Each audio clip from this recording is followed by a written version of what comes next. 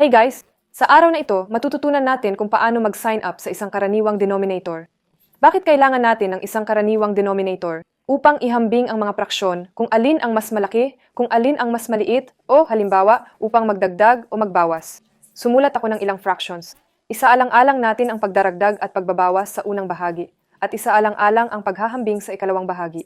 Kung ikaw ay nasa paaralan at nais na mag-aral ng teknolohiya ng impormasyon, kung gusto mo ang mga istatistika o halimbawa artipisyal na katalinuhan na kung saan ay isang nakaistilong paksa ngayon, pagkatapos ay gagamitin mo ang mga fraction ng madalas. Ano ang least common multiple? Laging mayroon, at ang likas na bilang, iyon ay 1, 2, 3, 4, 5, at iba pa. Hindi ito maaring -1, -2, -3. Ang mga ito ay mga buong numero lamang. Bakit kailangan natin ang pinakamaliit na karaniwang maramihan? Dahil, sabihin natin, sa kasong ito, maaari mong kunin, halimbawa, ang numero 30. Ang 30 ay medyo isang malaking bilang, hindi praktikal, hindi makatwiran na isulat lamang ito sa ibang pagkakataon sa denominator. Dahil kapag pinag-aaralan natin ang mga fraksyon, kailangan nating bawasan sa maximum kung tutuusin, maganda, ang pinakasimple at ang denominator, ang numerator, ang pinakasimpleng bilang. Iyon ay kailangan itong gawing simple. At ang karaniwang maramihang ito ay dapat na nahahati ng 2 at 3 nang walang natitira. At makikita mo ito ng madalas na ito ay magiging isang pagpaparami lamang ng dalawang numerong ito, halimbawa 2 at 3. Subukan natin sa ating mga ulo, halimbawa 4. Ang 4 ay nahahati sa 2, ngunit ang 4 ay hindi nahahati sa 3 nang walang natitira. Ang 5 ay hindi alinman, di ba?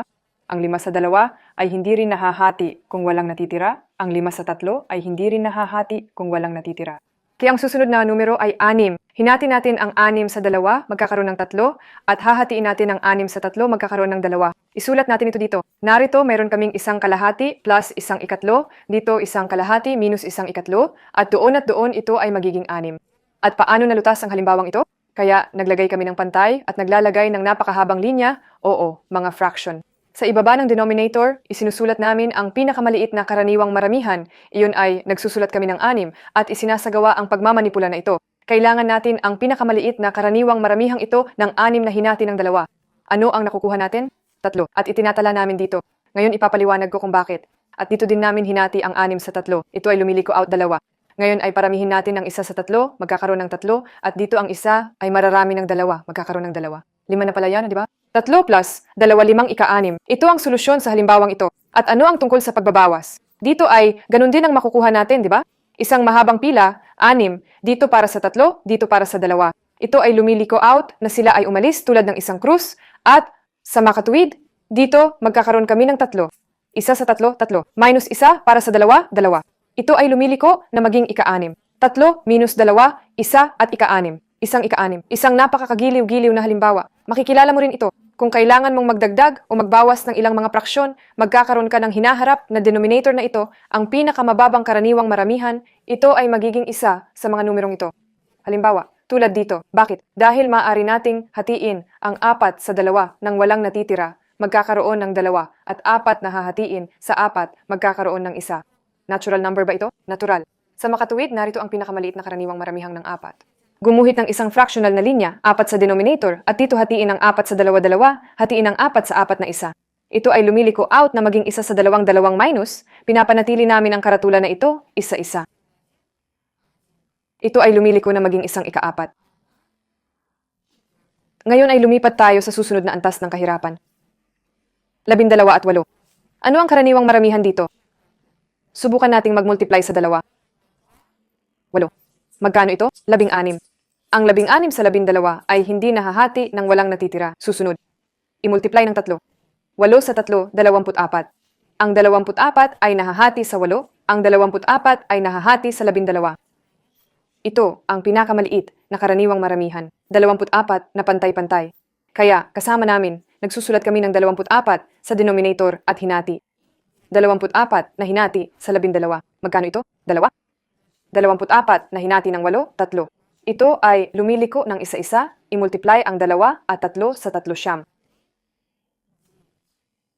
Ito ay lumiliko out sa 11-24. Solusyon. Ngayon, subukan nating maglaro ng isang negatibong resulta. Magkakaroon din tayo ng 24 dito, di ba? Ang pinakamaliit na karaniwang maramihang ay 24.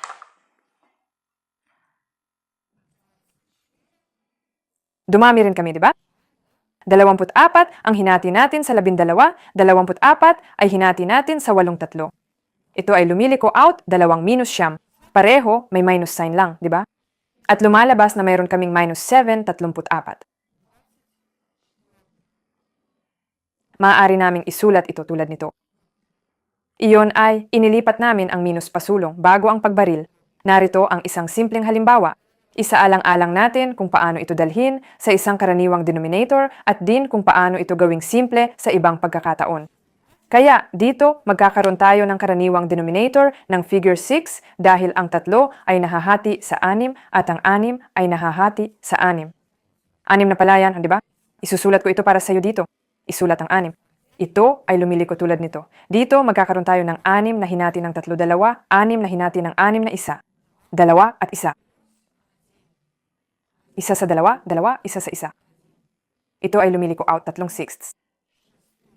Kaya nito ay naka-out na nagkaroon kami ng parehong mga numero sa numerator at sa denominator na maaaring hatiin sa 3. Ibig sabihin, dito maaari mong hatiin sa 3 at dito maaari mo ring hatiin sa 3, di ba? Ito ay lumiliko out 3 sa pamamagitan ng 3, 1 at dito 6 ay hinati sa 3, 2. Ito ay lumiliko out na pinasimple pa namin ito. At ngayon, pagdadala sa isang karaniwang denominator, ihahambing natin ang 2 fraction at 2 pang fractions. Ano ang magiging common denominator dito?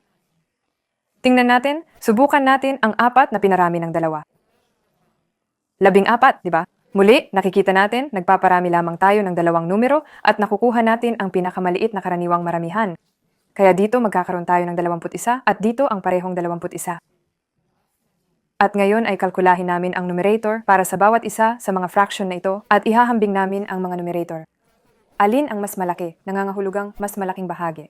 Kaya't 21 ang hinati natin sa 7, 3, 21 ang hinati natin sa 3, 7, 2 sa 7, 14, 4 sa 3, 12. Ang 14 ay mas malaki kaysa sa 12, kaya mayroon kaming bahaging ito ng 2 na higit pa sa 4 na ikapito.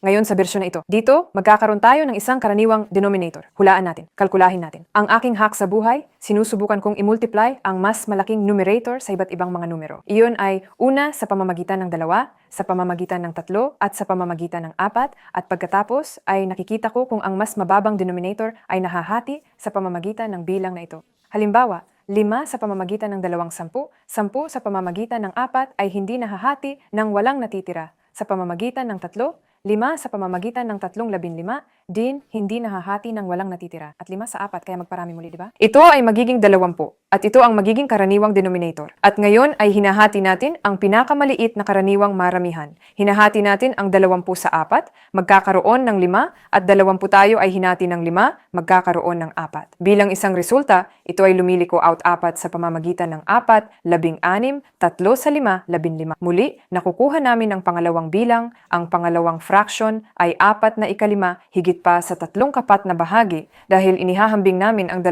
numerator na ito dahil ang aming denominator ay magkapareho.